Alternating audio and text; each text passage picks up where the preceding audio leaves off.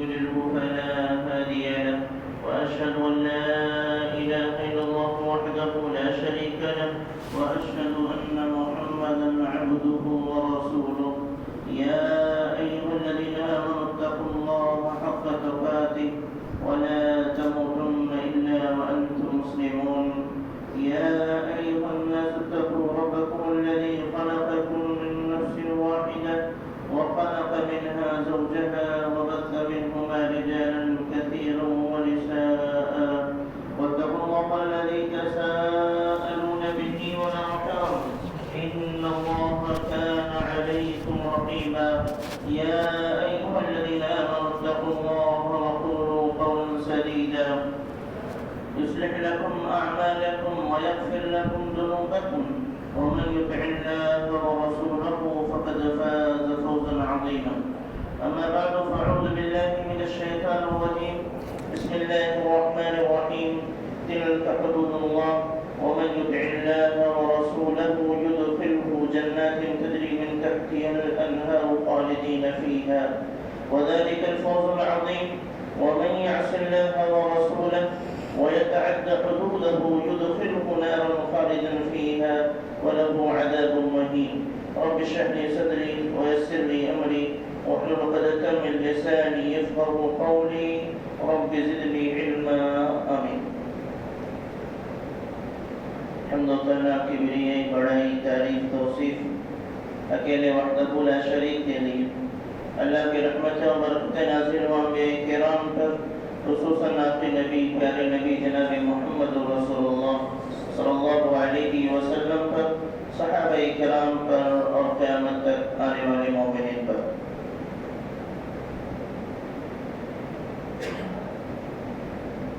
علماء کرام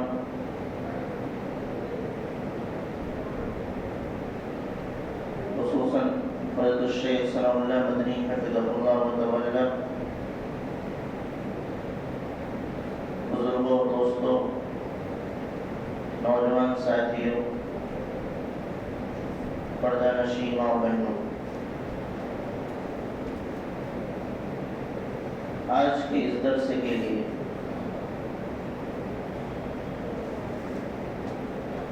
مجھے جو عنوان دیا گیا وہ ہے وراثت کی شرعی تقسیم اور مسلمان.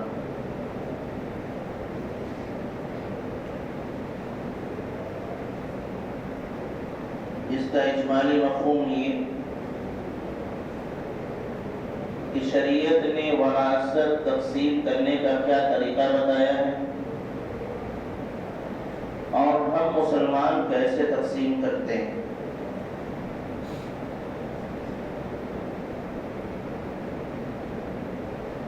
اللہ رب العالمین نے اس طریقے سے بہت سارے مسائل احکام ہماری ہدایت اور رہنمائی کے لیے نازل فرمائے.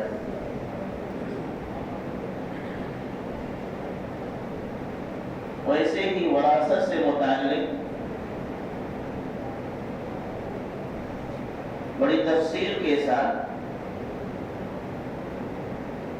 چند آیات میں وراثت کب تقسیم ہوگی کیسے تقسیم ہوگی کن کو ملے گا کن کو نہیں ملے گا سب بیان کر دیا. اور کیوں نہ بیان کرتا یہ ہر شخص کی ضرورت ہے. کوئی بھی شخص ایسا نہیں ہے کہ جس کے پاس مال نہ ہو تھوڑا ہو یا زیادہ ہو امیر ہو یا غریب ہو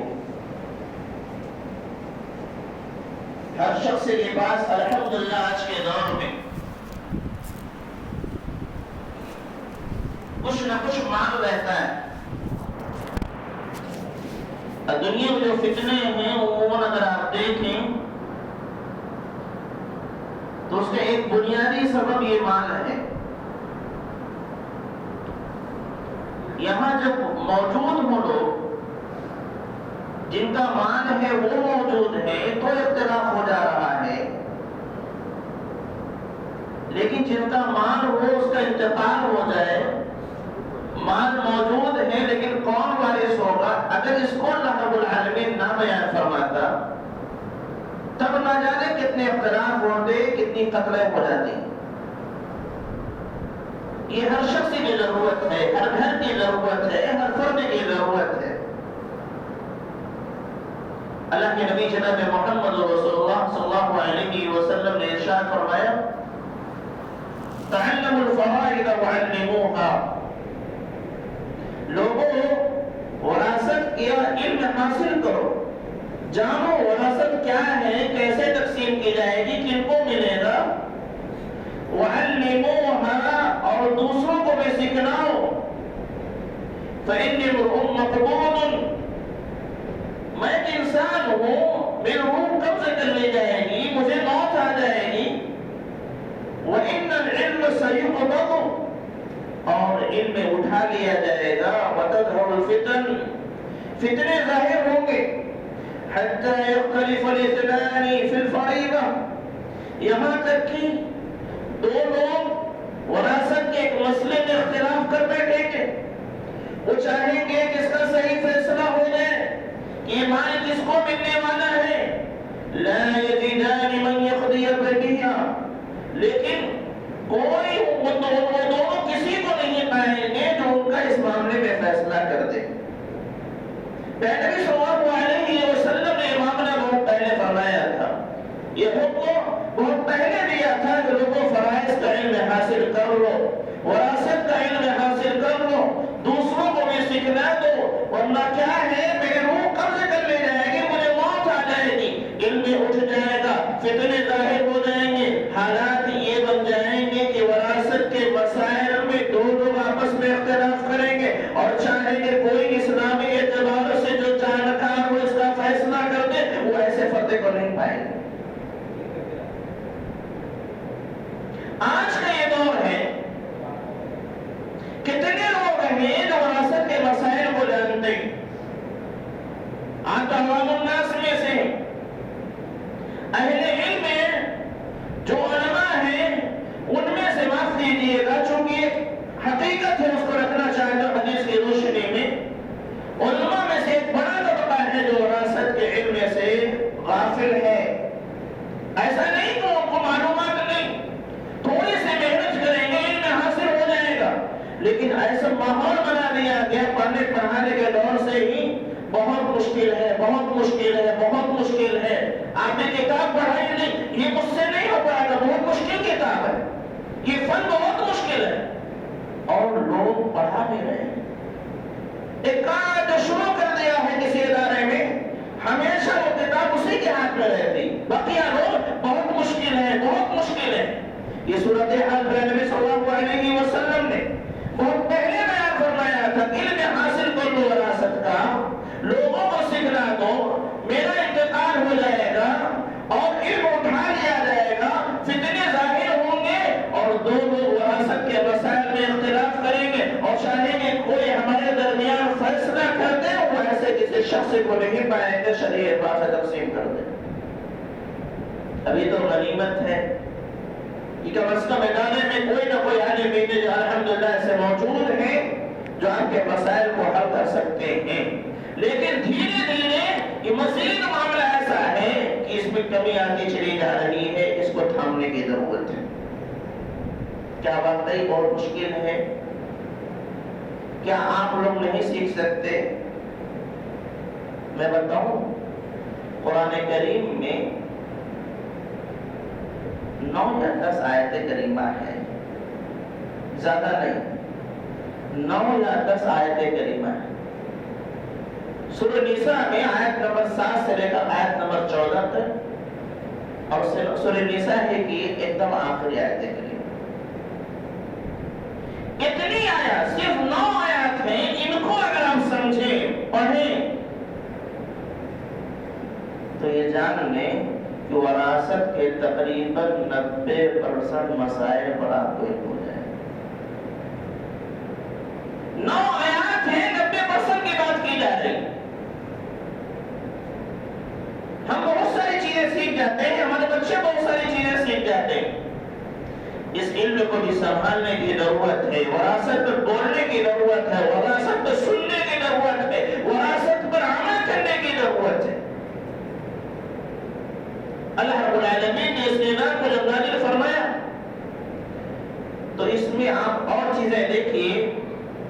نماز کا حکم دیا، اقیموا الصلاۃ، نماز قائم کیجیے، لیکن نماز کیسے پڑھی جائے گی پھر نبی صلی اللہ علیہ وسلم کے سپرد کر دیا گیا کہ آپ بتائیے رکوع کیسے ہوگا، سجدہ کیسے ہوگا، قیام کیسے ہوگا، رکوع میں کیا پڑھیں گے، سجدہ میں کیا پڑھیں گے،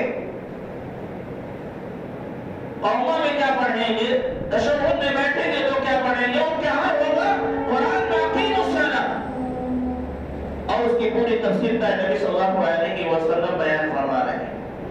زکوٰۃ کا مسئلہ ہے، زکوٰۃ دیجیے، لیکن زکوٰۃ کتنے میں کتنا دینا ہے، کس مال میں کتنا دینا ہے، وہ اللہ کے نبی صلی اللہ علیہ وسلم تفصیل فرماتے ہیں۔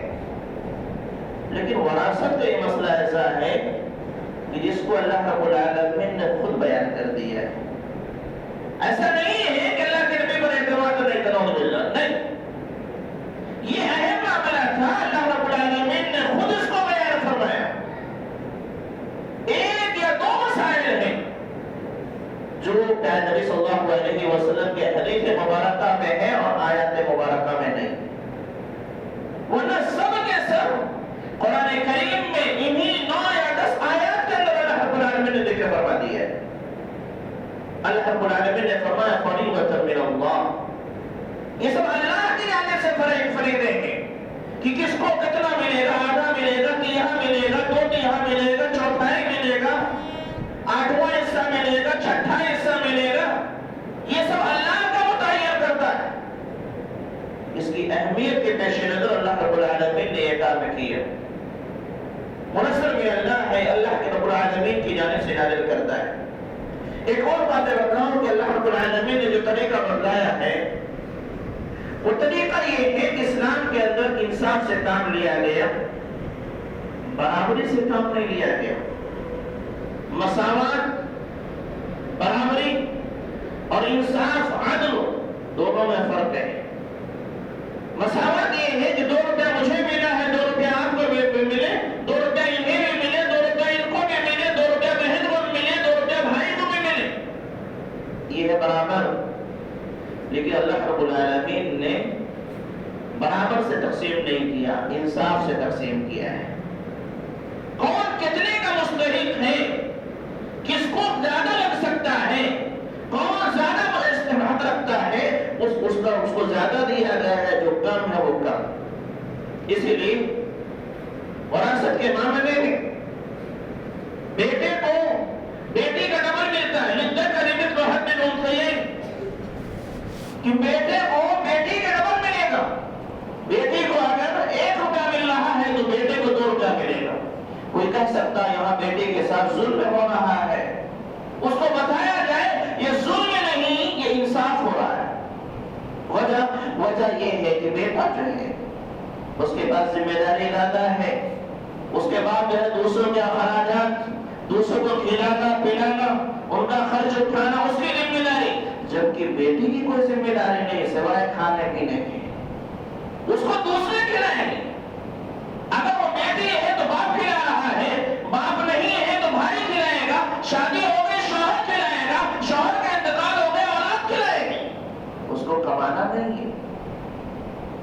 لیکن بیٹے کا کیا معاملہ ہے، وہ جیسے ہی بالغ ہوتا ہے اس پر ذمہ داری آنے لگتی، وہ خود اپنا کمانے لگتا ہے، اس کی بیوی آئی اس کو بھی کھلائے گا، اگر باپ کا انتقال ہو گیا بہن اس کو بھی کھلائے گا، ایسے اپنی اولاد کو بھی کھلائے گا، والدین کو بھی کھلائے گا، سب کو کھلانے کی ذمہ داری آ رہی ہے۔ اب بیٹی کو کھلانے کی ذمہ داری نہیں بلکہ دوسروں سے اس کو خرچ ملے گا۔ یہ اور بات ہے کہ ہم نے فطرت سے بغاوت کیا ہے، معاشرے نے فطرت سے بغاوت کیا ہے اور جو ہے عورتوں کو کمانے پہ لگا دیا اور اس کو اچھا سمجھا جانے لگا، ایسا مزاج بنایا گیا کہ ہماری بچیاں یہی چاہتی ہیں، ہم بھی یہی چاہتے ہیں کہ فلاں ڈگری لے لیں گے تو یہ کر لیں گے، حالانکہ بیچارے کو شاید دین کی باتیں نہ معلوم ہوں، لیکن جاب کہاں سے ملے گی، وہ راستے ہم خود تلاش رہے ہیں، ہم خود وہ راستے دے رہے ہیں۔ آگے فتنہ کتنا بڑا ہے ہم اس کا احساس بھی نہیں کر سکتے. تو اس لیے اللہ رب العالمین نے بیٹے کو ڈبل دیا, بیٹے کو اس کا آدھا دیا. تو اس کو مساوات نہیں, اس کو انصاف کہتے ہیں. جس کی ذمہ داری زیادہ ہے اس کو زیادہ ملے گا, جس کی ذمہ داری کم ہے اس کو کم ملے گا. اور اس میں تفصیل ہو سکتی ہے. لہذا لوگ اس میں اعتراض کرتے ہیں کہ ایسا کیا ہے اسلامی شریعت میں بیٹیوں کو کم ملتا ہے بیٹے کو زیادہ ملتا ہے, یہ ظلم ہو رہا ہے بیٹیوں پر. نہیں, یہی انصاف ہے. اگر آپ اس کو بیٹے بیٹی کو دونوں کو برابر کرتے ہیں تو بیٹے میں ظلم ہو رہا, بیچارہ کھلائے بھی اور اپنا برابر میں پائے. اس لیے یہ اللہ رب العالمین نے جو شریعت کا جو نظام نازل فرمایا ہے تقسیم کا, اس میں انصاف سے کام لیا ہے, عدل سے کام لیا ہے, برابری نہیں دیکھی گئی. اسلامی شریعت کے اندر اللہ رب العالمین نے جو شرعی نظام بنایا ہے اس میں ایک اہم چیز آپ یہ دیکھیں گے کہ وارثین کے لیے جس شخص کا انتقال ہو رہا ہے اس کو حکم ہو رہا ہے اس وراثت چھوڑ کے جائیے, وراثت چھوڑ کے جائیے. تمہارے بال بچے ہیں, تمہارے اولاد ہیں, تمہارے وارثین ہیں, ان کے لیے کچھ نہ کچھ چھوڑ کے جائیے. ایک انسان اپنی زندگی کے آخری ایام میں یہ چاہتا ہے کہ وراثت کی جتنا بھی اس کا وراثت ہے ترکہ ہے وہ سب کے سب اللہ کے راستے میں صدقہ کر دے. سب کے سب اللہ کے راستے میں صدقہ کر دے. مسجد میں دے دیا, مدرسے میں دے دیا, ہاسپٹل کے دے دیا, اسکول بنوا دیا, غریبوں میں تقسیم کر, لوگوں میں بہت سارے مسائل. شریعت کہتی ہے کہ آپ ایسا نہیں کر سکتے. مال آپ کا ہے, کمایا آپ نے, جمع آپ نے کیا ہے, لیکن آخری وقت آپ کو اجازت نہیں ہے کہ پورے کے پورے مال کو اللہ کے راستے میں صدقہ کر دیں. ساتھ میں نبی وقت صلی اللہ تعالیٰ عنہ کا معاملہ ہے, مکہ میں ہے اور وہیں ان کی طبیعت بگڑتی ہے, ان کو ایسا لگتا ہے کہ یہ میرا آخری وقت آ رہا ہے. پہلے نبی جناب محمد رسول اللہ صلی اللہ علیہ وسلم عیادت کے لیے پہنچتے ہیں تو آپ جب ان کی عیادت کرتے ہیں تو ایک سوال کرتے ہیں, فرماتے ہیں قلت یا رسول اللہ, اللہ کے رسول, انا ذو مال, میں مالدار ہوں, ولا يرثني الا ابنة لي واحدة, میرا کوئی وارث نہیں سوائے ایک بچی کی. یہ میرا آخری وقت شاید چل رہا ہے, میں مالدار آدمی ہوں اور میرے وارثین میں صرف ایک بچی ہے, لہذا انا تصدق بثلث مالی, کیا اپنے مال کا میں 2/3 حصہ اللہ کے راستے میں صدقہ کر دوں؟ قال اللہ, انہیں نہیں. صدقہ کرنا کوئی غلط تھا, کوئی عیاشی تھی, کوئی غلط کام استعمال ہو جا رہا تھا؟ نہیں, اللہ کے راستے میں صدقہ کرنا چاہتے ہیں کہ 2/3 اللہ کے راستے میں صدقہ کر دو. قال اللہ, آپ نے فرمایا نہیں. قلت, فرماتے ہیں اس کے بعد میں نے پھر سوال کیا, افاتصدق بشطر, اللہ کے نبی اگر 2/3 نہیں تو 50, آدھا, نصف اللہ کے راستے میں صدقہ کر دو. قال اللہ, آپ نے فرمایا کہ نہیں, اس کی بھی اجازت نہیں. قلت, پھر فرماتے ہیں تیسری بار میں نے سوال کیا, افاتصدق بثلثه, کیا اس کا 1/3 33% اللہ کے راستے میں صدقہ کر دو؟ قال الثلث والثلث كثير. یہاں ٹھیک ہے, بڑی خواہش ہے, اللہ کے راستے میں صدقہ کر کے ثواب کمانا چاہتے ہیں تو 1/3 کر سکتے ہیں, وہ بھی 1/3 بھی زیادہ ہے. اسی لیے عبداللہ بن عباس رضی اللہ تعالیٰ عنہ کا موقف تھا کہ 1/3 بھی مت کرو, 1/4 کرو, 1/4 اللہ کے راستے میں صدقہ کرو, بلکہ اس کا 3 حصہ وارثین کے لیے چھوڑو. وجہ کیا نکلے گی؟ نبی صلی اللہ علیہ وسلم نے انک انتظر ورثتک اغنیاء خیر من ان تدرهم عالة يتكففون الناس. اس لیے کہا جا رہا ہے کہ پورا مال اللہ کے راستے میں صدقہ مت کیجئے, 2/3 اللہ کے راستے میں صدقہ مت کیجئے, آدھا اللہ کے راستے میں صدقہ مت کیجئے. 1/3 کر رہے ہو کر لو, لیکن وہ بھی زیادہ ہے. وہ اس لیے کہ تم اپنے وارثین کو مالدار چھوڑو, یہ زیادہ بہتر ہے بنسبت اس کے کہ تم انہیں فقیر چھوڑ کے جاؤ کہ یتکففون الناس, کے لوگوں کے سامنے ہاتھ پھیلاتے پھرے. یہ شریعت نے حکم دیا ہے کہ وارثین کے لیے آپ کو چھوڑ کے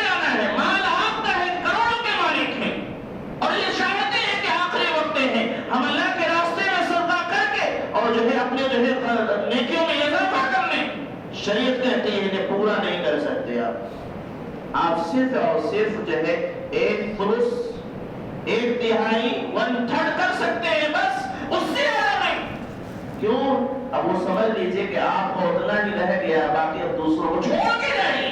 یہ وارثین کا حق ہے تاکہ بیچارے اس سے فائدہ اٹھائیں۔ یہ چیز کسی اور نظام میں نہیں۔ دنیا میں بہت سارے نظام ہیں وراثت کی تقسیم کرنے کا، آپ ہندوازم میں بھی جائیے وہاں بھی ملے گا۔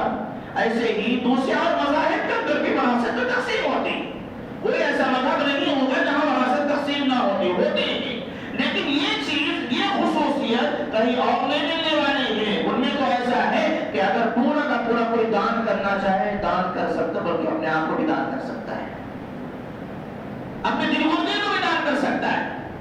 شریعت کیا کہہ رہی ہے؟ یہ مال ہے، مال صدقہ کیا جاتا ہے، زندگی میں صدقہ کرتے رہے، لیکن اب آخری وقت ہے، اور آخری وقت آپ 1/3 سے زیادہ نہیں چھوڑیے وارثین کے لیے۔ وہ آپ کے وارثین ہیں، آپ کے قرابتدار ہیں، آپ کے رشتے دار ہیں، تاکہ وہ فائدہ اٹھا سکے، غربت سے نکل سکے، لوگوں کے سامنے ہاتھ پھیلانے سے بچ جائے۔ یہاں پر ایک سوال اعتراض آپ لوگوں کی جانب سے آتا ہے، وہ یہ کہ ایک واقعہ ہے، جنگ کی تیاری پہ نبی صلی اللہ علیہ وسلم کر رہے تھے، اور حکم ہوا کہ لوگوں لاؤ فوج تیار کرنی ہے، اور کیا خراجات ہیں۔ حضرت عمر اللہ تعالیٰ ہو گئے اور گھر کا آدھا مال لے کر کے آئے تھے، اور اس گمان میں تھے کہ آج تو میں ابوبکر صدیق اللہ تعالیٰ عنہ سے بازی لے جاؤں گا، ہر معاملے میں وہ آگے رہتے تھے، آج آدھا لے کر کے آ گیا ہوں، دیکھتا ہوں آج ابوبکر صدیق اللہ تعالیٰ عنہ مجھ سے آگے کیسے جاتے ہیں۔ پتہ چلتا ہے کہ پورا لے کر کے چلے آئے، ابوبکر صدیق پورا لے کر چلے آئے۔ پوچھا گھر میں کچھ چھوڑے؟ کہا ہاں، اللہ اس کے رسول کی محبت چھوڑ کے آ گئے۔ تو ابوبکر صدیق، میں اس پر تفسیرہ زیادہ نہیں، جو ہمارا مطلب اس کا کہ ابوبکر صدیق اللہ تعالیٰ پورا لے کے چلے آئے تھے، پورا صدقہ کر رہے ہیں، پورا اللہ کے راستے میں دے رہے ہیں، اور یہاں کیا ہے 1 سور سے زیادہ نہیں کر سکتے، وہاں پورا کر رہے ہیں، یہاں منع کیا جا رہا ہے۔ اس کا مطلب یہ ہے کہ اپنی زندگی میں جب تک طاقت ہے، قوت ہے، کمانے کی خوب خرچ کیجیے، پورا خرچ کر دیجیے، لیکن آخری ایام آپ پہ چل رہے ہیں، مرد الموت میں ہیں، تو وہاں اجازت نہیں، وہاں اجازت نہیں۔ زندگی میں کبھی اور بھی کما سکتے ہیں، آج پورا صدقہ کر دیا، کل پھر ہم کما لیں گے، لیکن مرد الموت میں ہے، آخری ایام میں ہے، اب کمانے کا امکان نہیں ہے، اس موقع کا آپ پورا صدقہ نہیں کر سکتے، 1 سلس چھوڑ کے جانا ہے، 1 سلس صدقہ کر سکتے، بقیہ چھوڑ کے جانا ہے۔ تو بہرحال یہ صرف شریعت اسلامیہ میں ہے۔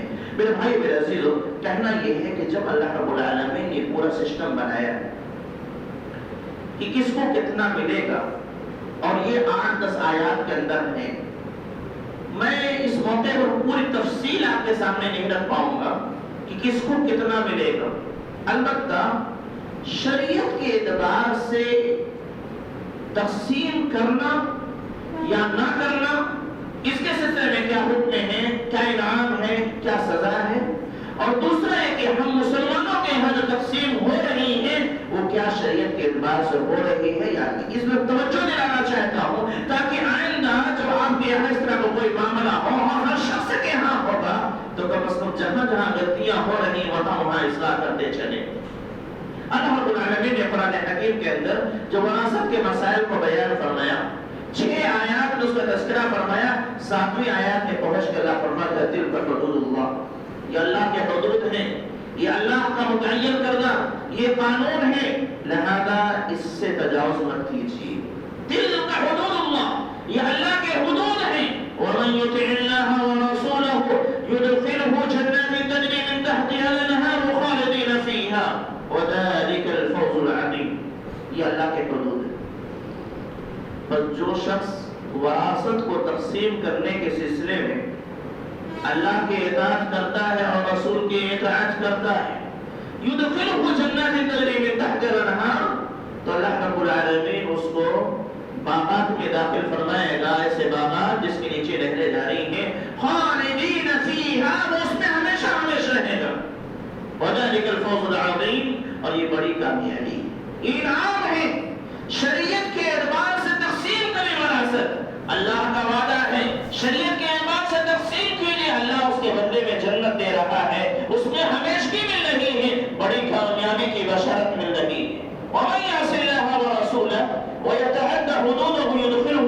خالدا فيها.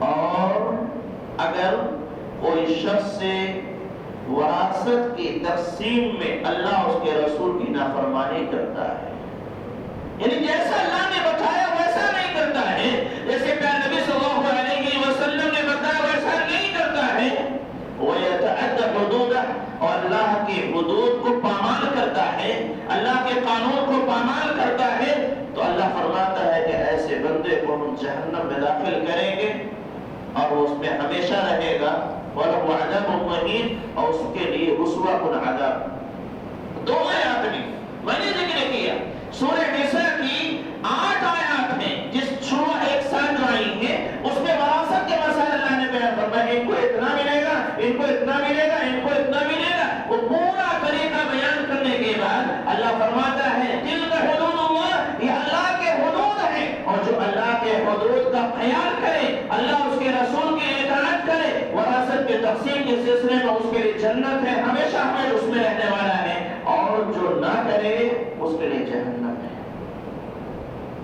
میرے بھائی میرا عزیز، ہم نماز پڑھ رہے ہیں، روزہ رکھ رہے ہیں، استطاعت ہوتی ہے زکوٰۃ بھی دیتے ہیں اور حج بھی کرتے ہیں، بہت سارا الحمدللہ خیر کا کام کرتے ہیں، لیکن وراثت کو شرعی اعتبار سے اللہ کے بتائے ہوئے طریقے کے مطابق تقسیم نہیں کی، اس میں نافرمانی ہو رہی ہے، تو اللہ فرماتا ہے کہ ہم جہنم میں داخل کریں گے. ہمارے سماج میں ہر وقت میں اپنے آپ کو شامل کر کے پوچھتا ہوں تمام لوگوں سے، کتنے لوگ ہیں جو شریعت کے اعتبار سے تقسیم کر رہے ہیں؟ سوچ لیجیے کتنے گھرانے ہیں جہاں شریعت کے اعتبار سے تقسیم ہو رہا ہے، اور معاملہ اتنا ہلکا نہیں ہے، اتنا خطرناک ہے کہ اگر وراثت کی تقسیم میں اللہ اور اس کے رسول کی اطاعت نہیں کی تو اللہ جہنم میں ڈالنے کی بات کر رہا ہے. ہم روزہ رکھتے ہیں، نماز پڑھتے ہیں، حج کرتے ہیں، زکوٰۃ دیتے ہیں، تمام خیر کے کام کر رہے ہیں، لیکن وراثت کی تقسیم اگر شریعت کے اعتبار سے نہیں کریں گے تو اللہ نے جہنم میں ڈالنے کی بات کی. ایک بندہ نماز کیوں پڑھتا ہے؟ جہنم سے بچنے کے لیے. روزہ کیوں رکھتا ہے؟ جہنم سے بچنے کے لیے. زکوٰۃ کیوں دے رہا ہے؟ اللہ کی پکڑ سے بچنے کے لیے. استطاعت حج کر رہا ہے کیوں؟ تاکہ اس کی مغفرت ہو جائے، جنت میں چلا جائے. سچ کیوں بول رہا ہے؟ تاکہ جنت میں جائے، جہنم سے بچ جائے. لیکن معاملہ یہ ہے کہ یہ کام نہیں کر پا رہا ہے. کیوں؟ اس پر اسی جانب توجہ نہیں آتی. اب ممکن ہے کتنے ہمارے بھائی ایسے ہوں کہ پہلی بار یہ باتیں سن رہے ہیں. ممکن ہے ہمارے میں کتنے بھائی ایسے ہوں جو پہلی بار یہ بات سن رہے ہیں کہ وراثت کی شرعی تقسیم اللہ کے بتائے ہوئے طریقے کے مطابق نہ ہو تو اللہ فرماتا ہے کہ وَيُدْخِلُهُ النَّارَ، اس کو جہنم میں ڈالیں گے، خالداً فیہا، ہمیشگی عطا کریں گے، وَلَهُ عَذَابٌ مُهِینٌ، اور ذلت کن، رسوا کن عذاب اس کے لیے. کس کی جرأت ہے کہ جہنم میں جانے کے لیے تیار ہو جائے؟ میرا اپنا ماننا ہے کہ جو غلطیاں ہوتی ہیں اول تو علم کی بنیاد پر ہمیں پتہ ہی نہیں کہ اگر شریعت کے اعتبار سے تقسیم نہ کیے تو یہ انجام ہونے والا ہے.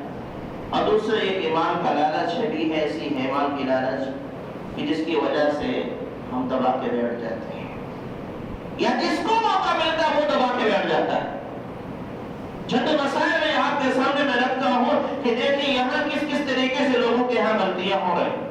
آیات کریمہ میں نے جو پیش کی ہیں کہ اگر شریعت کے اعتبار سے تقسیم کی، اللہ اس کے رسول کی اطاعت کی تو جنت، اور اگر اللہ اس کے رسول کی نافرمانی کی جہنم.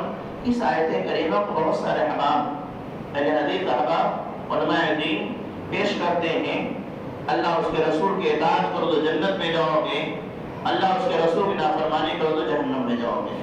اور کہاں پیش کرتے ہیں؟ ایک بندہ ہے نماز شریعت کے مطابق نہیں، کیا نبی صلی اللہ علیہ وسلم کے بتائے ہوئے طریقے کے مطابق نہیں.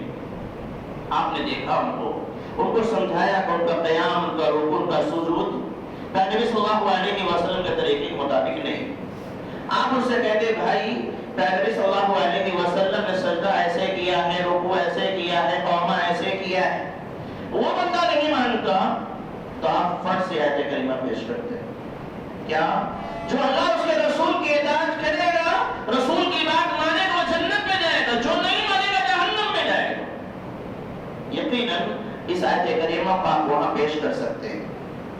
ایسے روزے کے مسائل میں خاص طور سے ہمارے دوسرے مسئلہ کے بھائی جب ہماری گفتگو ہوتی ہے، جب ان کے سامنے حدیث پیش کی جائے اور نہ مانے تو ایسے موقع میں یہی آیات ہم پیش کرتے ہیں کہ بھائی مانیے، ورنہ دیکھیے اللہ کیا فرما رہا ہے کہ اگر اللہ اس کے رسول کی اطاعت کی تو جنت، نہیں کی تو جہنم. صحیح ہے، آپ اس کو روزے پہ فٹ کر سکتے ہیں، نماز پہ فٹ کر سکتے ہیں، زکات کے مسائل میں اگر کوئی جو اطاعت نہیں کر رہا ہے فٹ کر سکتے ہیں، حج کے مسائل میں بھی کر سکتے ہیں، ہر جگہ کر سکتے ہیں، لیکن وراثت کے مسائل میں پہلے نمبر پہ کریں گے. کیوں؟ اس وجہ سے کہ ان آیات کا پس منظر ان سے پہلے کی جو آیات ہے وراثت سے متعلق ہے، لہذا پہلے وراثت پہ فٹ کی جائے گی کہ وراثت اگر شریعت کے اعتبار سے تقسیم نہیں ہوئی ہے، اللہ اس کے رسول کے اطاعت نہیں ہوئی ہے تو جہنم میں اللہ کا پرائے داخل کرنے کا وعدہ کرنا. خوب اچھے سے ہمیں آگاہ ہو جانا چاہیے. الحمدللہ مسلمان ہم تو اطیع اللہ اطیع رسول والے لوگ، اللہ اس کے رسول کے اطاعت کرنے والے لوگ ہیں، لوگوں کو دعوت دینے والے لوگ ہیں. ہم سے اس معاملے میں خطا نہیں ہونی چاہیے. اپنے آپ کو تیار کرنا چاہیے کہ ہم وراثت اللہ اس کے رسول کی پیروی کرتے ہوئے ویسے ہی تقسیم کریں گے جیسے اللہ اس کے رسول نے بتایا ہے. کریں گے انشاءاللہ؟ نہیں؟ ہمت ہے؟ جہنم میں جانے کی ہمت ہے کیا؟ نہیں ہے. ہم تو سوچ نہیں سکتے. اللہ ہم تمام کو جنت میں داخل فرمائے. آمین. تقبل یا رب العالمین. بہت خطرناک معاملہ ہے میرے بھائیو. آگے بڑھنے سے پہلے ایک حدیث میں پیش کرتا ہوں. ایک بندہ ہے، اللہ کے نبی صلی اللہ علیہ وسلم نے صحابہ اکرام سے پوچھا تھا مفلس کون، فقیر کون، محتاج کون؟ صحابہ اکرام جیسا کہ ہم اور آپ ہوتے وہی جواب. کیا؟ جس کے بعد دینار نہ ہو، درہم نہ ہو، پیسہ نہ ہو، گھر رہنے کا گھر نہ ہو، کھانے کا نہ ہو، مفلس ہے، یہی بتائیں گے.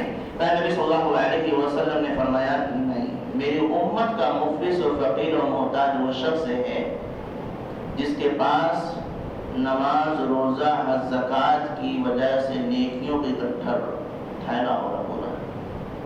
نیکیوں کا خزانہ لے کر کے وہ آیا ہے، نماز پڑھا ہے، روزہ رکھا ہے، حج کیا ہے، زکات دیا ہے. اس کی وجہ سے نیکیوں کا ایک ذخیرہ اس کے پاس، اور اس ذخیرے کے بنیاد پر اللہ فیصلہ فرما سکتا ہے وہ جنت میں جائے.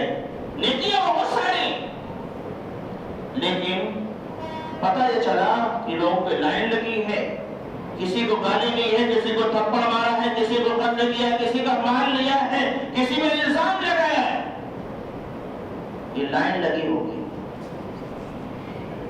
اس معاملے میں بھی اور دیگر معاملات میں بھی سوچئے گا. یہاں تو بچ سکتے ہو، وہاں نہیں بچ سکتے. یہاں ہم بچ جائیں گے. ہمارے پاس بہت سارے راستے نکلنے کے، لے کر کے، دے کر کے، ملا کر کے، بلا کر کے، ایسا کر کے، ویسا کر کے، وہ تمام چیزیں ہم کر سکتے ہیں. دباؤ ڈال کر کے یہاں بچ سکتے ہو، لیکن اللہ رب العالمین کے یہاں نہیں بچ سکتے، نہیں بچ سکتے، نہیں بچ سکتے.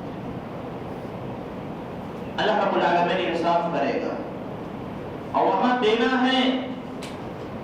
کوئی ایسا نہیں ہے جو ظلم کیا ہو، لوگوں کے حقوق کو پامال کیا ہو اور اسی حالت میں جنت میں چلا جائے. کوئی نہیں سکتا. وہ حق دینے کے بعد ہی جنت میں جا سکتا ہے.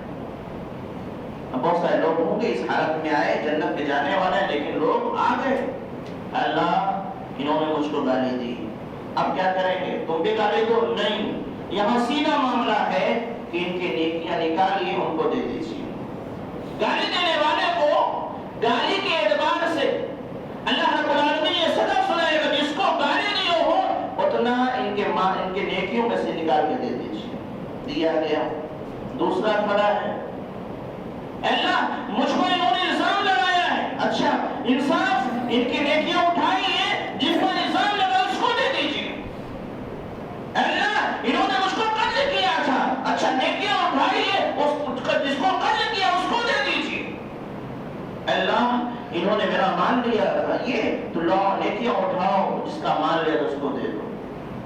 نبی صلی اللہ علیہ وسلم فرماتے ہیں کہ نیکیاں ختم ہو جائیں گی لیکن ابھی بقایا جات ہیں، جن کے ساتھ انہوں نے ظلم کیا وہ بھی باقی۔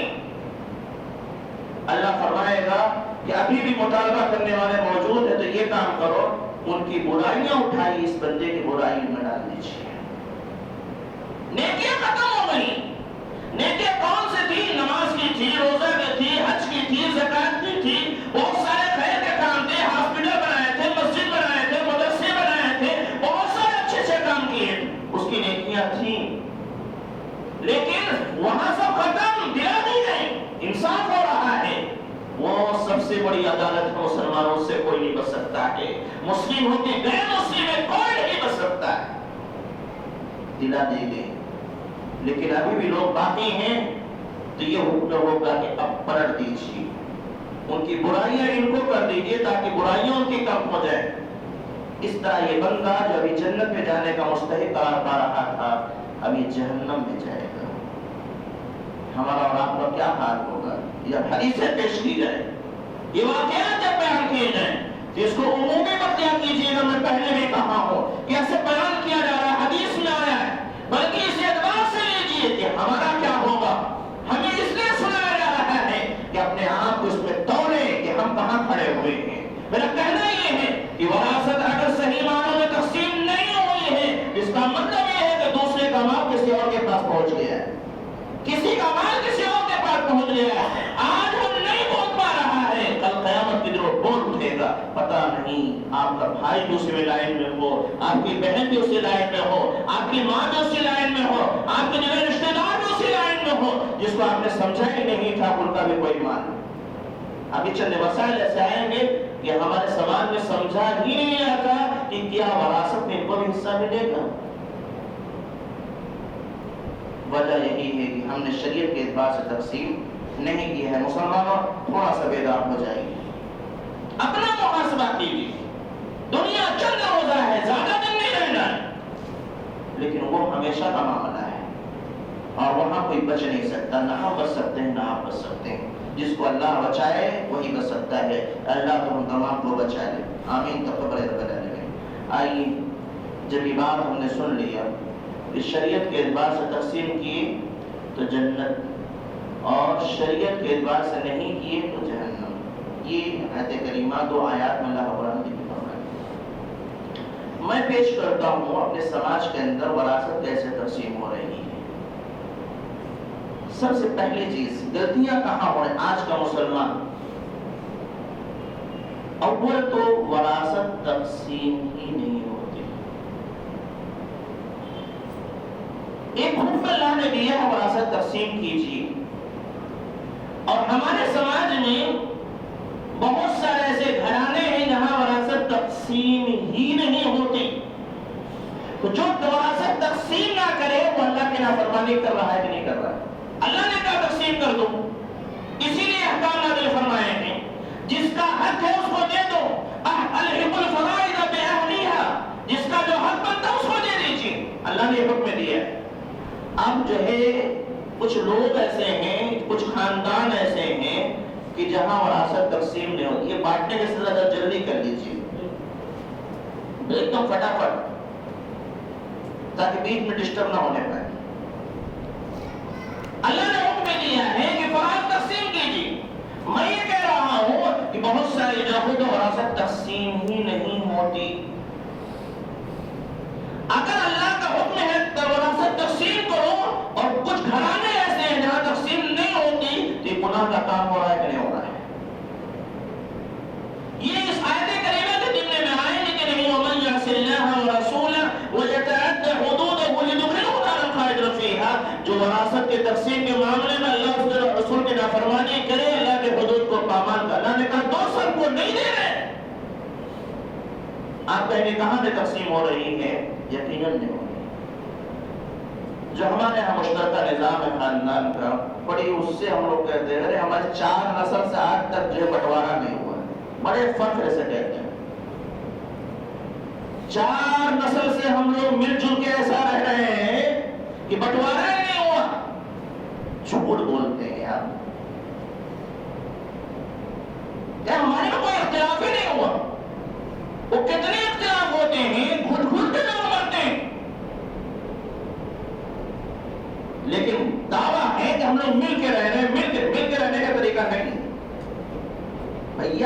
اپنا حق دے دیجئے. وہ اپنا کمائے تم اپنا کماؤ, وہ اپنا بنائے تم اپنا بناؤ, اور ضرورت ہے ایک دوسرے کا تعاون کرو, ملو اور خود و محبت. یہ ملنا ہے, مل جل کے رہنا ہے. یہ کیا کہ تم ادھر کھینچے ہو وہ ادھر کھینچا ہے, وہ کما رہا اپنا رکھ رہا, یہ کما رہا اتنا تھوڑا دے رہا تھوڑا. یہ ہوتا ہے سچائی ہے معاشرے کی. تو وراثت تقسیم ہی نہیں ہو رہی. ایسے بہت سارے آپ کو کھوکر ملیں گے. تو جو وراثت تقسیم نہیں ہوتی ہے وہ گناہ کا کام ہو رہا ہے. اللہ نے کہا وراثت تقسیم کر. کب تقسیم کرنا چاہیے؟ میں بڑے اختصار کے ساتھ بتا دوں کب تقسیم کرنا چاہیے. اور آج ہم تقسیم کرنے بیٹھے تو سماج ہم کو کیسے لان تان کرے گی. اللہ رب العالمین نے جو نظام بنایا ہے اس میں یہ ہے کہ سب سے پہلے جب کسی کا انتقال ہو تو اس کا کفن دفن ہو گیا. کفن دفن کے بعد یہ دیکھیے کہ اس کا قرض کسی پر ہے کیا. اگر اس کا قرض ہے تو اس کو حاصل کر لیجیے اور وہ قرض ایک ملا لیجیے, وراثت ترکہ میں شامل ہو جائے وہ بھی. اس کے بعد ان پر کسی کا قرض ہے تو وہ دے دیجیے, یعنی ان کا کسی پر تھا تو اس کو لے لیجیے اور ان پر کسی کا تھا تو اس کو واپس کر دیجیے. تب پتہ چلے گا کہ اصل اب کتنا مال ہے. دوسرا کام. تیسرا کام یہ ہے کہ اگر انہوں نے کوئی وصیت کیا ہے تو وصیت نافذ کر دیں. وصیت کیا ہے؟ جیسے کہہ دیا کہ اتنا مال مسجد میں, اتنا مدرسے میں, اتنا ہاسپٹل میں, اتنا فلاں رشتہ دار کو دے دینا, اتنا فلاں غریب کو دے دینا. وصیت اس کو کہتے ہیں. وصیت کتنا کر سکتے ہیں بتائیے؟ ہاں وصیت کتنا کر سکتے ہیں؟ کوئی بولے. ایک حدیث پوری پیش کی ہوں بڑی محنت سے. ایک انسان کا آخری وقت ہے, وہ وصیت کرنا چاہتا ہے اپنے مال میں سے کہ اتنا مال میں سر کتنا کر سکتا ہے پورا. ہاں جی 1/3. جزاک اللہ, الحمدللہ بیدار, اللہ کا شکر احسان فضل کرم کہ 1/3 کر سکتا ہے. اگر اس انہوں نے کوئی وصیت کی ہے تو اس کے بعد نمبر ہے وصیت. پہلا کیا ہے؟ انتقال کے بعد کفن دفن. اس کے بعد ان کا قرض کسی پر تھا اس کو لے لیجیے, ان پر کسی کا قرض اس کو دے دیجیے. پھر اس کے بعد نمبر آتا وصیت انہوں نے کیا ہے تو اس کو نافذ کر دیجیے کہ ہاں مسجد کا اتنا ہے, اتنا نکال کی مسجد کے دے دیے. اب جو بچا اب وراثت کی تقسیم, اس کو کرنے میں کتنا ٹائم لگ سکتا ہے؟ کفن دفن ہو گیا ٹھیک ہے, اس کے بعد قرض وغیرہ ہے تو اس کو لائیے اور ان پر ہے تو دیجیے. اس میں جو وقت لگے وہ ٹھیک ہے وہ دے دیجیے. اس کے بعد جو وصیت ہے تو پتہ ہے کتنا کہا اتنا نکال کے دے دیجیے. گھنٹہ 2 گھنٹہ 4 گھنٹے کا کام ہو سکتا ہے. اس کے بعد وراثت تقسیم کر لیجیے. آج کوئی ایسا آدمی جس کا انتقال ہو الحمدللہ اس کا کوئی قرض نہیں, نہ اس پر قرض ہے نہ اس کا کسی پر باقی. ایسا رہتا ہے بہت سارے اللہ کے نیک بندے. اگر اس کے انتقال کے بعد کفن دفن کرنے کے بعد دیکھا قرض وغیرہ نہیں ہے, وصیت بھی نہیں, اب بندہ کہے بیٹا کہتے کہ چلو وراثت تقسیم کر لیتے ہیں. دفنا کے آ گئے ہیں, 1 دن گزر گیا 2 دن گزر گیا, اس کے بعد معاملہ چھیڑتا ہے وہ بندہ, تھوڑا دیندار کا بیچارہ, اس لیے اس نے پڑھا تھا وراثت تقسیم کرنا ہے, لوگوں کو کان میں آواز ڈالی, بات اٹھائی کہ وراثت تقسیم کرنا ہے, تو لوگ کہیں گے ارے ابھی قبر کی مٹی سوکھی بھی نہیں ہے, ان کو وراثت کی فکر پڑی, باپ کے مرنے کا انتظار کر رہا ہے. یہ وہ باتیں ہیں مسلمانوں جو ہم مسلمانوں کے سماج میں اس نیک آدمی, اس نیک بندے کے لیے جو شریعت کے اعتبار سے چلنا چاہتا ہے, اس کو اس طرح کے کام و تشریح سننے پڑیں گے. اس کو ماں کی فکر پڑی, ابھی ابا کا انتقال ہوا ہے, کیا یہ ہونا چاہیے؟ ہاں سب چھوڑو, ہم لوگ کیا کریں گے؟ ہم لوگ کیا سو دنیا چھوڑ دیجیے, ہم میں سے کوئی آواز بلند کرے کہ بھیا وراثت تقسیم کر لیجیے. محلے کے 4 لوگ بولے کہ نہیں نہیں یار ابھی کہاں, اس طرح کی باتیں, اس کو مرنے کا انتظار تھا, ابھی قبر کی مٹی نہیں چھوٹی ہے, ابھی فوراً وراثت کرنے لگے, تو آپ کیا کریں گے؟ ہمیں فوراً اس بھائی کے لیے اٹھ کھڑے ہونا چاہیے, یہ سچ کہہ رہا ہے, یہ ہونا چاہیے, یہی حکم ہے. مزید تاخیر مت کیجیے، ورنہ کسی اور کا انتقال ہو جائے تو پھر وراثت کی تقسیم بدل جائے گی، پھر کچھ اور گھر بڑھ جائے گا۔ اس لیے وراثت کی تقسیم ہونا چاہیے۔ اور چار جو نسل چلتی ہے بڑے فخر سے کہتے ہیں ہم بھائی مل کے رہتے ہیں، وہ اچھا کام نہیں کر رہے ہیں، غلط کام کر رہے ہیں۔ اللہ نے جب کہا تقسیم کیجیے کر دیجیے، ہم ان کو سنبھالتے ہیں اس لیے ہم ابھی ایسا نہیں کریں گے، ہے نا؟ چھوٹے ہیں، جب بڑے ہوں گے تو دیکھ لیا جائے گا۔ میرے بھائی میرا عزیز تقسیم کر دیجیے، بتا دیجیے فلاں کا یہ فلاں کا یہ فلاں کا۔ اور شریعت یہ کہتی ہے کہ اگر بچے چھوٹے ہیں تو ان کا کمان اپنے ہاتھ میں رکھیے، کنٹرول اپنے ہاتھ میں رکھیے، ان کو مت دیجیے، لیکن پتا رہے یہ فلاں کا ہے، یہ فلاں کا ہے، یہ فلاں کا ہے، یہ بچی کا ہے، یہ بچہ کا ہے، یہ ان کی بیوی کا ہے، ان کو پتا رہنا چاہیے۔ جب تک کوئی دیکھ ریکھ کرنے والا نہیں، آپ دیکھ ریکھ کریے، ثواب کے مستحق ہوں گے انشاءاللہ، لیکن تقسیم کر دیجیے۔ وراثت تقسیم نہیں ہوتی، یہ غلطی ہے مسلمانوں کی، اس کے اصلاح کرے، ورنہ وَمَن يَعْصِ اللَّهَ وَرَسُولَهُ وَيَتَعَدَّ حُدُودَهُ يُدْخِلْهُ نَارًا خَالِدًا۔ آیت کریمہ سامنے رکھیے۔ دوسری چیز، ہم وراثت جب تقسیم کرتے ہیں، مجھے بہت سوچ کے بتائیے گا، ہم شریعت کے اعتبار سے تقسیم کرتے ہیں کہ سماج کے اعتبار سے تقسیم کرتے ہیں؟ اب آپ لوگ بولیں گے، میں تھوڑا کم بولوں گا۔ ہم شریعت کے اعتبار سے تقسیم کرتے ہیں کہ سماج کے اعتبار سے تقسیم کرتے ہیں؟ جی کچھ فرمائیے، وراثت کیسے تقسیم کرتے ہیں، شریعت کے اعتبار سے یا سماج کے اعتبار سے؟ ہاں سماج کے اعتبار سے۔ کیا دلیل ہے کہ سماج کے اعتبار سے؟ اہل حدیث بھائی دلیل کے ساتھ بات کریں گے۔ وجہ یہی ہے کہ دیکھیں نا، جب بھی تقسیم ہو تو اس میں عالم علماء نہیں رہتے بھائی، شریعت کا جو جانکار ہوگا اس کو بیٹھائے گا تب پتہ چلے شریعت کیا ہے، اس کو سینے سے ہم نے بیٹھایا ہی نہیں۔ اب جو بھی تقسیم کرنے والے ہیں ان کو شریعت نہیں معلوم ہے۔ ایک سسٹم ہمارے سماج میں بن گیا ہے کہ ان کو اتنا دے دو، ان کو اتنا دے دو، ان کو اتنا، ان کو اتنا، تم اس کو لے لو، یہ تمہارے نام پہ، یہ تو وہ رکھ لیں، یہ رکھ لیں، وہ رکھ لیں، وہ رکھ لیں، ہو گیا، جاؤ جاؤ، ہو گیا۔ اللہ نے اس کا حکم نہیں کیا۔ اگر یہی کرنا تھا تو قرآن میں اس کو نازل کرنے کا اور اس سخت وعید سنانے کا کیا مطلب تھا کہ اگر نہیں کرو گے تو جہنم میں جاؤ گے، کرو گے تو جنت میں جاؤ۔ یہ غلطی ہے، اول وراثت تقسیم نہیں کرتے، اور کرتے ہیں تو سماجی کے اعتبار سے کرتے ہیں، شریعت اعتبار سے نہیں۔ اور اللہ نے شریعت کے اعتبار سے تقسیم کرنے کا حکم دیا، اور اس اعتبار سے اگر آپ کریں تو جنت میں جائیں گے، اور اس کے خلاف کریں گے تو جہنم میں جائیں گے۔ اس کے بعد غلطی کہاں کہاں ہو رہی ہے، وراثت تقسیم کرتے ہیں تو صرف مردوں کو دے دیا جاتا ہے، عورتوں کو نہیں دیا جاتا ہے۔ وقت کب تک ہے شیخ؟ 15 منٹ۔ صرف مردوں کو دیا جاتا ہے، عورتوں کو نہیں دیا جاتا، ایسا ہے کہ نہیں؟ بتائیے گا، ہے نا؟ ہم لوگ کیسے لیے ہیں اس پر بھی نگاہ ڈالیے گا۔ صرف بیٹوں کو ملے گا، بیٹیوں کو نہیں ملے گا، حتیٰ کہ اماں کو بھی نہیں ملا گا۔ کیا یہ شریعت کی تقسیم ہے کہ صرف مرد لے لیں؟ قرآن حکیم میں اللہ رب العالمین نے ایک آیت کریمہ ہے، اس میں دونوں کا تذکرہ کیا بڑے اچھے اسلوب میں۔ اللہ کا سارا اسلوب، جتنے بھی اسلوب سب بہتر ہی ہے، لیکن ذرا دیکھیے کہ کیا شان ہے۔ لِلرِّجَالِ نَصِيبٌ مِّمَّا تَرَكَ الْوَالِدَانُ وَالْأَقْرَبُونَ۔ الفاظ عربی کے ضرور ہیں، میں پڑھوں گا اور اس کو بس ملانے کی کوشش کیجیے گا۔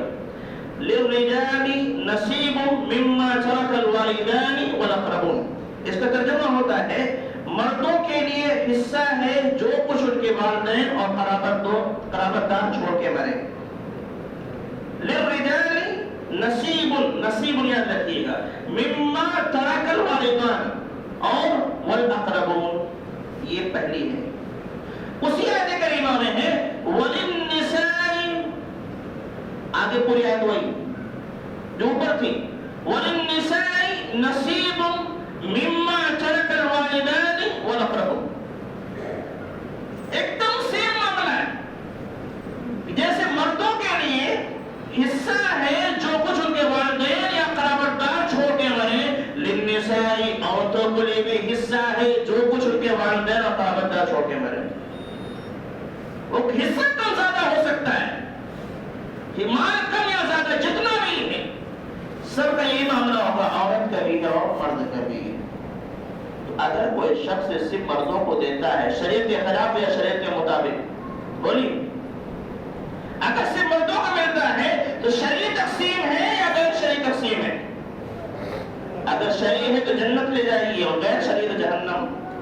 اور ہم مانتے ہیں کہ قرآن میں تو دونوں کی بات کی گئی ہے، تو صرف مرد کیوں لیں گے، عورت بھی لیں گے؟ صرف بیٹا کیوں لے گا، بیٹیاں بھی لیں گی؟ کیونکہ دونوں کا حصہ بیان کیا گیا ہے۔ اللہ بچائے، اللہ حفاظت فرمائے۔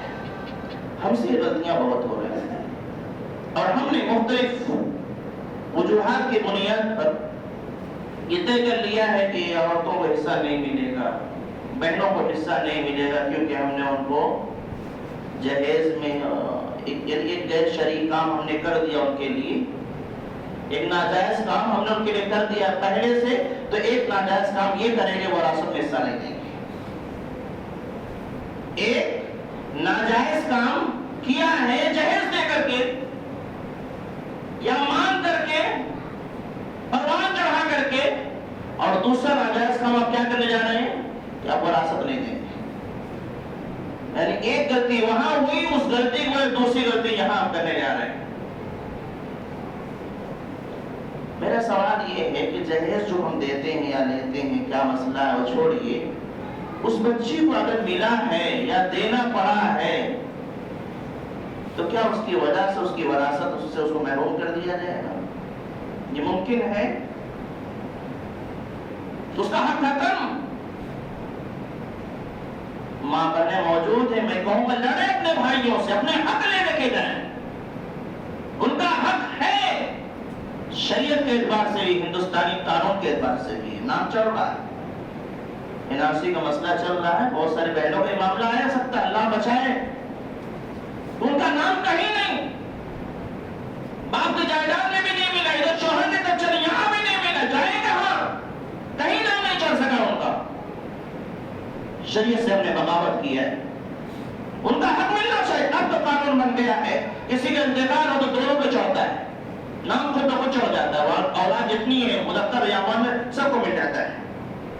تو کیا کسی کو جہیز دینے کے بعد اب وہ دینا نہیں چاہیے؟ جو حالات ہیں کیا ہے ہم نہیں جانتے، اگر کوئی لیا ہے جائز ناجائز اس سے ہٹ کر کے، تو کیا اس کی وجہ سے وراثت سے محروم کر سکتا ہے؟ نہیں کر سکتا ہے۔ وہ ایک ضرورت تھی، وہ بیٹے کی بھی ضرورت ہو سکتی ہے، بیٹے کی شادی میں بھی لے سکتی ہے، بیٹے کے پڑھائی میں بھی ضرورت ہے تو لگ سکتا ہے پیسہ، لیکن کیا اتنا پیسہ وراثت میں کاٹ لیتے ہو؟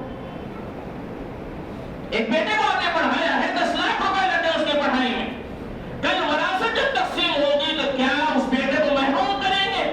کیونکہ اس کو میں نے 10 لاکھ پڑھا دیا 10 لاکھ دے کر کے، اس کی شادی ہو رہی ہے، 10 لاکھ آپ نے خرچ کیا ہے، اس کی وجہ سے وراثت سے محروم کر رہے ہیں، اور بیٹے میں اتنا پیسہ خرچ ہوا ہے تو اب اس کو بھی تو ہونا چاہیے، اس کو وراثت سے محروم کر دیجیے۔ نہیں، بات دراصل ہے ہی نہیں، بات کچھ اور ہے۔ بات یہ ہے کہ ہمارے پوروج، اللہ سب کی مغفرت فرمائے، آمین بولیے، آمین، ہاں، اللہ سب کی مغفرت فرمائے۔ اسلام ہم نے قبول کیا ہے، لیکن ہمارا اسلام صرف عبادت تک، یعنی نماز ہم پڑھیں گے مسلمان ہیں، روزہ ہم رکھیں گے کیونکہ مسلمان ہیں، حج ہم کریں گے کیونکہ مسلمان ہیں، زکوٰۃ ہم دیں گے کیونکہ مسلمان ہیں، مدرسہ ہم بنائیں کیونکہ مسلمان ہیں۔ آپ اس کے علاوہ ذرا سا نکل کے دیکھیے، بازار میں چلے جائیے، ہمارا لین دین اور غیر مسلمین کا لین دین میں کچھ فرق ہے؟ سودی کاروبار میں دیکھ لو، ملا لو، شادی بیاہ میں چلے جائیے، نکاح کی مجلس اٹھا کے سائڈ رکھ دیجیے، ایسی ایسی شادیاں ہیں نکاح کی مجلس سائڈ کر دیجیے، اس کو وہ بیچارے وہ مجلس لگتی بھی ہے اتنا چھپا کے رکھتے ہیں تو وہ آواز کہیں پہنچ نہ پائے کہ کہیں مولوی صاحب قال اللہ قال رسول اللہ سنا دیں اور کہنا دیں کہ غلط ہو رہا ہے، اس کو سب ہنگامہ کیا ہے، شاید لاکھوں روپیہ ڈیکوریشن میں خرچ کر ایک مائک کا بندوبست نہیں کرتے، یعنی وہ مجلس بھی چھپا دی جاتی۔ نکاح کی مجلس ہٹا دیجیے، شروع سے لے کر آخر تک، رشتہ لگنے سے لے کر کے رخصتی تک، جتنا بھی معاملے ہیں اس کے بعد تک ہماری شادی میں اور غیر مسلمین کی شادی میں کچھ فرق نہیں ملے گا۔ وہ موضوع دوسرا ہے، میں اس پہ نہیں جانا چاہتا، اتنا کہتا ہوں مسلمان بن جائے گی۔ فضول وہ لوگ پریشان ہیں کہ مسلمانوں کو پریشان کریں، وہ فضول میں پریشان، سچ کہہ رہا ہوں۔ یہ کہتے 30 کروڑ مسلمان ہیں، ان کو ایسا کر دو ویسا کر دو۔ 30 کروڑ 15 کروڑ اگر مسلمان بن جائیں معمولی تعداد نہیں ہے۔ یہ 30 کروڑ مسلمان بن جائیں، حقیقی معنوں میں بن جائے، دنیا کی کوئی طاقت نہیں یہ ہلا سکے، ان کو دب کے رہنا پڑے گا۔ بن گئے تو معاملہ وہیں سے بگڑا ہے کہ ہم ایمان تو لائے لیکن بس عبادت تک۔ اس میں ایک چیز ہے، غیر مسلمین کے یہاں لڑکی کے یہاں جو تلک ہوتا ہے، تلک میں وہ بھوت جتنا ڈیمانڈ کرے اتنا ملتا ہے، دینا پڑتا ہے۔ اللہ بچائے، ایک غیر مسلم تھے، ان کے یہاں سے اطلاع ملی ہے، میری اہلیہ کے فرینڈ وغیرہ ہیں، تو وہ کہنے لگی کہ میرے پاپا صرف جو ہے 50 روپے خرچ کرتے ہیں اپنی کمائی کا روز، اور پھر اتنا کیوں بچا رہے ہیں؟ میری شادی ہے نا، ابھی وہ بچی 13 سال 14 سال کی تھی، پوری زندگی کاٹ کاٹ کے رکھتے ہیں، اور جب تلک ہوتا ہے جو منہ کھول کے دینا پڑے گا، لڑکے والے جو منہ کھولیں وہ دینا پڑے گا، بیچارے دیتے ہیں۔ دینے کے بعد ان کے یہاں تصور یہ ہے کہ شادی کے بعد لڑکی کا کوئی حق نہیں، اسی لیے وہ کھینچ لیتے ہیں کہ وراثت میں ان کا کوئی حصہ نہیں ہے، اسی لیے سب کھینچ لو۔ وہی تصور مسلمانوں کے یہاں ہے کہ جہیز میں کھینچ لو، کھینچنا ہمارے ہاں آپ کے ہاں زیادہ ہے۔ اور ایک سچائی میں بتاؤں کہ میں تو عالم دین ہوں، میری بات چھوڑ دیجیے، آپ جیسے عوام میں سے کچھ بھائیوں نے مجھ سے کہا کہ مولانا یہ ہمارے علاقے میں، ہمارے علاقے برا مت مانیے گا، میں اپنی بات نہیں کہہ رہا ہوں، آپ ہی کے علاقے کے گوڑا بستی سدھارتھ نگر کے لوگوں کے بارے میں انہوں نے کہا کہ ہمارے علاقے میں سب سے زیادہ ہے یہ مانگنے کا رواج، اور دوسرا یہ کہ جو اہل حدیث ہے انہی کے یہاں زیادہ ہے، پٹیا یہاں اتنا نہیں۔ اب کیا سچائی آپ دیکھ لیجیے گا، بالکل سچائی ہے۔ اور یہی معاملہ ہے کہ جہیز نہیں دینا ہے تو اب وراثت نہیں دینا ہے، اور شادی سے پہلے یہ بھی دے دو یہ بھی دے دو، یہ لوگ منع کرتے بھیا مت دو، تو کہا میری بہن ہے بیچاری چلی جائے گی، دے دیتے ہیں، یہ بھی دے دیں، میری بیٹی ہے دے دو، یہ بھی دے دو یہ بھی دے دو۔ بڑی محبت ہے، لیکن یہ محبت دیکھو کیسے ختم ہوتی، رخصتی ہوئی بیچاری چلی گئی، ہے نا، وہ محبت بھی چلی گئی۔ ابھی شادی ہونے سے پہلے رخصتی سے پہلے یہ بھی دے دو یہ بھی دے دو یہ بھی دے دو، اماں بھی ڈیمانڈ کر رہی، ابا بھی ڈیمانڈ کر رہے، فلاں بھی ڈیمانڈ کر رہا، یہ سب چل رہا ہے۔ رخصتی کے بعد دوبارہ جب وہ آتی ہے اور آنے کے بعد اپنی ضرورت کے تک 1000 روپے آپ سے مانگ لیں، اپنی ضرورت کے لیے آپ سے 1000 روپے مانگ لیں، بھائی سے مانگ لے تو، ابا سے مانگ لے تو، ابا سے اماں سے مانگ لے تو، سب کے لیے وہ 1000 اب بھاری پڑنے لگتا ہے۔ شاید میری بات میں سچائی ہو کہ اب وہ 1000 بھاری پڑنے لگا، پتہ یہ چلا محبت کی وجہ سے نہیں دے رہے تھے، وہاں تو کچھ اور سوچ تھی، اگر محبت کی وجہ سے تو محبت آج بھی رہنا چاہیے۔ تو یہ ہے معاملہ کہ جہیز دے دیا اس لڑکیوں کو ہم نہیں دیں گے، یہ غلطی ہو رہی، ہمیں اس کی اصلاح کرنی چاہیے، کریں گے انشاءاللہ، ورنہ آیت کریمہ ذہن میں رکھیے گا، اس کو مذاق مت سمجھیے گا، معمولی مت لیجیے گا۔ وَمَن يَعْصِ اللَّهَ وَرَسُولَهُ وَيَتَعَدَّ حُدُودَهُ يُدْخِلْهُ نَارًا خَالِدًا فِيهَا۔ وراثت کی تقسیم میں اگر اللہ اس کے رسول کے اطاعت نہیں کیے، نافرمانی کیے، تو جہنم کے وعید اللہ رب العالمین نے سنایا ہے، اور لڑکیوں کا بھی حصہ ہے، یہ شریعت بدلا رہی، اگر نہیں دیتے گویا شریعت کے خلاف ہے، وہ وعید ہونا۔ ایک اور غلطی ہے، ابھی تک ہم یہ سنتے آئے کہ بیٹیوں کو لوگ حصہ نہیں دیتے، آئیے میں بتاتا ہوں کہ لوگ مردوں کو حصہ نہیں دیتے، صرف عورتیں لے کے بیٹھ جاتی ہیں، یعنی صرف لڑکیوں کو دے دیتے ہیں اور کسی کو نہیں دیتے۔ اللہ رب العالمین نے قرآن حکیم میں اس کا طریقہ ذکر کیا۔ دیکھیے اگر کسی شخص کی صرف ایک لڑکی ہے، لڑکا کوئی نہیں، صرف ایک لڑکی، لڑکا کوئی نہیں، تو اس لڑکی کو کتنا حصہ ملنا چاہیے؟ ہمارا سماج اس کو کتنا دیتا ہے بتائیے؟ اگر کسی شخص کا انتقال ہو تو صرف ایک بچی ہے، اس بچی کو ہمارا سماج کتنا دیتا ہے؟ پورا نا؟ قرآن یہ کہتا ہے کہ ان کو پورا نہیں ملے گا۔ یا اور تھوڑا جوڑ لیجیے، اگر ایک کے بجائے دو بچی ہے، تین بچی ہے، بیٹا کوئی نہیں، تو ان بچیوں کو کتنا ملنا چاہیے؟ ہمارا سماج کتنا دیتا ہے؟ پورا نا؟ یہ سب بچیوں کا ہم ڈھونڈ ڈھونڈ کے ایسا رشتہ کرتے ہیں کہ جو صرف پہلے پیدا ہو، پہلے سے پلا نہیں ہے، کہ ان کے یہاں رشتہ کریں گے تو وراثت پورا بیٹیوں کو ملے گی اور ہم کو ملے گی۔ دیکھیے یہاں خلاف ورزی کیسے ہو رہی ہے، ہمیں علم، میں یہ کہہ رہا ہوں، میں نہیں کہتا مطلب آپ لوگ نہیں دیتے، بلکہ یہ کہتا ہوں لا علمی، جانکاری نہیں اس بنیاد پر۔ قرآن حکیم یہ بتاتا ہے فَإِن كُنَّ نِسَاءً فَوْقَ اثْنَتَيْنِ فَلَهُنَّ ثُلُثُ مَا تَرَكَ وَإِن كَانَتْ وَاحِدَةً فَلَهَا النِّصْفُ۔ اگر کسی کی صرف بچیاں ہیں، دو یا دو سے زائد ہیں، تو ان کو 2/3 ملے گا، 2/3 ملے گا، 66% ملے گا، باقی ایک تہائی ان کو نہیں ملے گا، کسی اور کو ملے گا۔ وہ کون ہوگا بھی تلاش کے لے کے آتے ہیں۔ اگر کسی کی بچیاں ہیں اور کسی نے 1 لاکھ روپے چھوڑے ہیں وراثت میں ترکے میں، اور اس کی 2 بچیاں ہیں، 3 بچیاں ہیں، تو پورا 1 لاکھ ان بچیوں کو نہیں ملے گا۔ قرآن کہتا ہے پھر کن کو ملے گا؟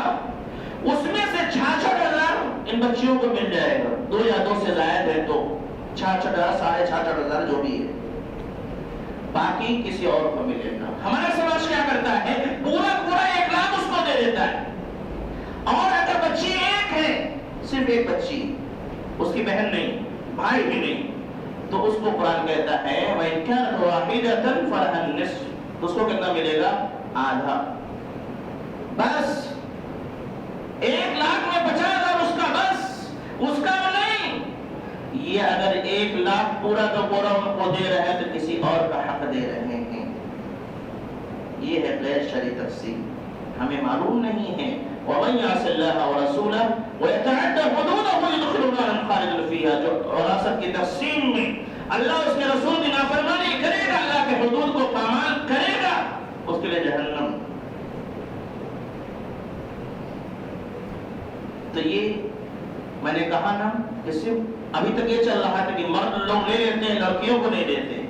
اب معاملہ الٹا ہے، ایسے بھی مسائل ہیں جس پر نگاہ لوگوں کو نہیں جاتی کہ صرف عورتوں کو دے دیا جاتا ہے، مردوں کو نہیں جاتا۔ وہ اتنا حصہ کسی اور کا ہے۔ میت کے باپ ہوں گے تو ان کو مل سکتا ہے، میت کے بھائی ہوں گے تو ان کو مل سکتا ہے، بھائی نے بھتیجے ہوں ان کو مل سکتا ہے، وہ بھی نہ ہو تو چچا کو مل سکتا ہے، کوئی اسباب بن سکتا ہے، وہ تفصیل دوسری۔ لیکن اتنا یاد رکھیے کہ ان کو پورا نہیں ملے گا، 2 یا 2 سے زائد ہے تو صرف 66,000 66,000، اور اگر آدھی ایک ہے، ایک ہی بچی ہے تو صرف 50,000، باقی اس کو نہیں ملے گا۔ اور ایک غلطی یہ کرتے ہیں کہ جب اول تو ماں کو حصہ ہی نہیں دیتے، اگر کسی کا انتقال ہوا، اولاد ہے اور ماں موجود ہے، اس شخص کی بیوی موجود ہے، تو کیا کرتے ہیں؟ سارا مال بچے آپس میں بانٹ لیتے ہیں۔ اماں کو کچھ دے دو، اماں کو کیا ضرورت ہے، چاہے جس کے گھر میں رہے، بڑے اس سے کہا جاتا ہے اماں کو کیا ضرورت ہے، ارے ان کا سب بھائی یہاں رہے وہاں رہے یہاں رہے، کیوں؟ وہ رہنے کے لیے تو رکھنا ہی پڑے گا، اس کا ان کا حق دیجیے۔ یہ حق ہم نہیں دیتے، ماں کا حصہ لگاتے ہی نہیں کہ 4 بھائی ہیں، 4 بھائیوں میں سے کہیں بھی رہ لیجیے، نہیں رہ نہیں لیجیے، ان کا دے دیجیے، پھر آپ رکھیے، آپ کی ذمہ داری ہے، آپ یہاں رہ رہی ہیں، احسان نہیں کر رہے ہیں، ان کا حق ہے کہ آپ یہاں رہیں، اور ان کا حق ہے کہ ان کے شوہر کے مال میں سے ان کا حصہ ملے. قرآن حکیم. اور دوسری غلطی یہ کرتے ہیں ماں کے حصے کو لے کر کے کہ جب وراثت تقسیم کرتے ہیں اگر ماں کو دینا بھی ہوتا ہے، جیسے 4 بھائی ہیں اور ماں موجود ہیں، تو پورے مال کو 5 حصے میں ڈیوائیڈ کرتے ہیں. 1 حصہ اماں کا، 4 حصہ بھائیوں میں دیتے ہیں برابر. نہیں جتنا بیٹا ہوگا اتنا ہی ماں کا. ایسا نہیں ہے. اگر میت کی اولاد موجود، جیسے بیٹے موجود ہیں، یہاں صرف ماں کو 8واں حصہ ملے گا بس. 1 لاکھ روپے ہیں، اس میں سے اگر آپ برابر 4 بیٹے ہیں، ماں موجود ہیں، تو 20,000 ہزار سب پر آ جائے گا. لیکن اس کا طریقہ یہ نہیں، شریعت کا طریقہ یہ ہے کہ ماں کو 8واں حصہ دیجیے. 8واں حصہ کتنا بنے گا؟ تقریباً 12,500 ہزار روپے. 1 لاکھ میں 12,500 ہزار ماں کو ملے گا، بقیہ بچے آپس میں تقسیم کریں. تو یہ ماں کے سلسلے میں کہ اوپر تو ماں کو دیتے ہیں اور جب دینے پہ آتے ہیں تو یہ غلطی کر رہے ہیں. کیوں؟ جانکاری نہیں ہے. اس لیے شریعت پر سے تقسیم کرنے ایسی بہت ساری باتیں ہیں. وقت ختم ہو رہا ہے. آخری اس میں آ رہا ہوں کہ حل کیا ہے، ہم کیا کریں. اس کا سب سے پہلے یہ ہے کہ ذہن سازی کیجیے. ذہن سازی آج سے انشاءاللہ آج سے اپنے گھر میں یہ آواز اٹھانا شروع کریں، لوگوں کے کان میں ڈالنا شروع کریں کہ ہماری وراثت، ہمارے یہاں وراثت شریعت کے اعتبار سے تقسیم ہے. یہ بات بتانے لگیں کہ ہم بچوں کو بھی دیں گے، بچیوں کو بھی دیں گے، بچوں کو بھی دیں گے، بچیوں، سب کا حصہ شریعت کے اعتبار سے ہماری وراثت تقسیم ہوگی. ورنہ اتنا خطرناک معاملہ مولوی صاحب بتا کے گئے ہیں، وَمَن يَعْصِ اللَّهَ وَرَسُولَهُ وَيَتَعَدَّ حُدُودَهُ يُدْخِلْهُ نَارًا خَالِدًا فِيهَا. اگر شریعت کے اعتبار سے تقسیم نہیں ہو تو جہنم کے وعید. لہذا بھائی ہم تو اللہ سے ڈرتے ہیں، ہم کو جہنم میں نہیں جانا ہے. ہماری وراثت شریعت کے اعتبار سے ابھی سے اپنے گھر میں یہ بات پھیلا دیجیے. ذہن ایک دن میں نہیں بنتا، وقت لگتا ہے. لیکن جیسے جیسے آپ بات کرتے رہیں گے سب کا ذہن قبول کر لیتا کہ ہاں ابا صحیح کہہ رہے ہیں. تو پہلا کام یہ کہ گھر والوں کو ذہن سازی کیجیے. اسی طریقے سے بات ان کے درمیان پہنچانے کی کوشش کیجیے. دوسرا یہ ہے آپ وصیت کر کے جائیں. ایک ہوتا مال کی وصیت، دوسرا یہ ہے کہ آگے کے لیے کچھ احکام آدمی پیش کر کے جاتا ہے. وصیت کر کے جائیں کہ میرے مرنے کے بعد میری وراثت شریعت کے اعتبار سے تقسیم ہو. ممکن ہو تو لکھ کر کے کسی عالم دین کو دے دیں گواہ کے ساتھ، یہ میں نے لکھا ہے، فلاں فلاں گواہ ہے، عالم صاحب موجود ہیں. بلکہ یہ کہہ دیں کہ فلاں عالم صاحب جیسے تقسیم کریں تو ویسے کر دیں گے. بس یہ اتنا کر دیں گے نا تو آپ اپنے ذمے سے بری. اللہ پھر آپ سے نہیں پوچھے گا. اللہ پھر آپ سے نہیں پوچھے گا کہ تم نے کیا کہ نہیں کیا. بس یہ ہے کہ بھائی مرنے کے بعد کا معاملہ ہے نا. زندگی میں ہوتا میں خود ہی تقسیم کر دیا جاتا.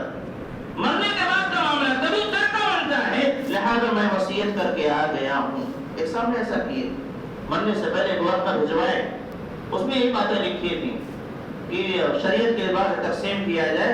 اماں کو بچوں سے گزارش ہے کہ اماں کا بھی حصہ لگا دیں گے اور اپنی بہنوں کا بھی حصہ لگا دیں گے. وہ چلے گئے. اگر بعد میں ان کی اولاد نے اس پر عمل نہیں کیا ہے تو اولاد گنہگار ہوگی، وہ گنہگار نہیں. تو آپ یہ کر سکتے ہیں حل کے طور پر. اور آج ایک چیز اور ہے، کورٹ سے بھی ہوتا ہے وصیت کرا دینا. اپنا وصیت کورٹ سے بھی کرا دیجیے اور اس میں یہ بات لکھوا دیجیے کہ ہمارا جو بھی وراثت ہے، جو بھی مال ہمارے مرنے کے بعد بچے، وہ اسلامی قانون کے اعتبار سے تقسیم کیا جائے.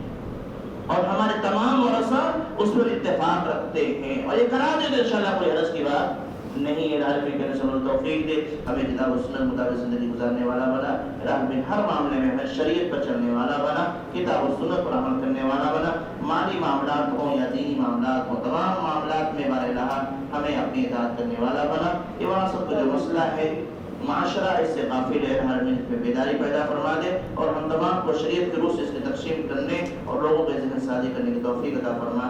آخرت میں ہماری عزت نہ فرما، ہمارے اس کی وجہ سے ہمیں جنت عنایت فرما، جہنم سے بچا.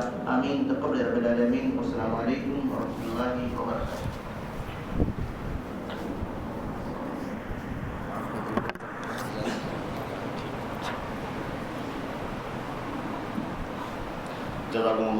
وأحسن الجزاء.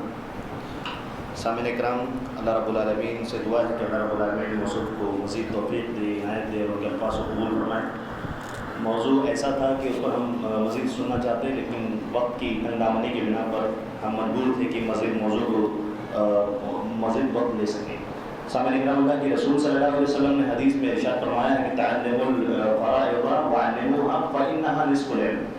اللہ کے رسول صلی اللہ علیہ وسلم نے فرمایا ہے کہ یہ آدھا علم ہے. اس کے لیے اللہ کے رسول صلی اللہ علیہ وسلم نے اس پر تاکید کی اور اپنے اس پر تفصیلی خطاب بھی سماعت فرمایا حضرت الشیخ سے. اللہ رب العالمین سے دعا ہے کہ اس پر ہمیں عمل پر ہونے کی توفیق عطا فرمائے. اور اللہ کے رسول صلی اللہ علیہ وسلم نے وصیت پر بھی تاکید کی ہے کہ کسی مسلم کو ایسا نہیں ہونا چاہیے کہ اس کے پاس وصیت نہ ہو. سامعین کرام، ہمارا جو اگلا موضوع ہے وہ بھی کافی اہم اور نہایت سنگین موضوع ہے. اللہ رب العالمین نے قرآن کی آیت کے اندر ارشاد فرمایا ہے کہ اگر تم مومن ہو، اہل ایمان ہو تو تم مایوس نہیں ہو سکتے. ابھی ایسے مسائل چل رہے ہیں اور خاص طور پر الاس نگر کے اندر آج کی خبر سن کر افسوس بھی ہوا کہ ہمیں اغوائی اور لیڈر کی ضرورت تھی اور آپ سے انتشار کی بنا پر ایسے سنگین حالات میں بھی ہم اکٹھا نہیں ہو سکتے تو پھر ہمیں کھول کے آنسو رونے کی ضرورت ہے. لیکن پھر بھی غم نہ کریں. اللہ رب العالمین نے ہمارے رہنمائی کے لیے کتاب و سنت کے اندر ارشادات موجود ہیں.